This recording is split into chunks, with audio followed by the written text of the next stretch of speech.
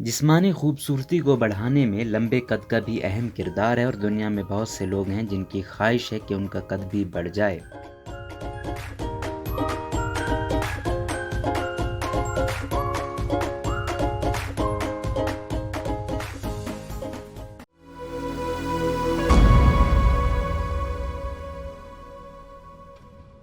कद का इन्हिसार मौरूसी भी होता है। अगर वालिदैन में दोनों का कद छोटा है तो आमतौर पर बच्चों का कद भी छोटा होता है। इसके अलावा ग़िज़ाई आदत और जिस्मानी हरकत भी कद पर असरअंदाज होती हैं। वजूहात जो भी हों, रोज़ाना वर्जिश और जिस्मानी हरकत व सकनात से कद को बढ़ाने की कोशिशें की जा सकती हैं, जैसे जॉगिंग, फुटबॉल, क्रिकेट खेलना, बॉल फेंकना और लटकना वगैरह। फ्रीस्टाइल में तैरना जिस्म को हल्का फुल्का और ज़हनी दबाव से आज़ाद करता है, जो कि कद को बढ़ने नहीं देता। हफ्ते में कम से कम 3 मरतबा ज़रूर तैराकी करें। नाश्ते में साबूदाना की खीर सेहत और कद बढ़ाने में बहुत मुफीद है।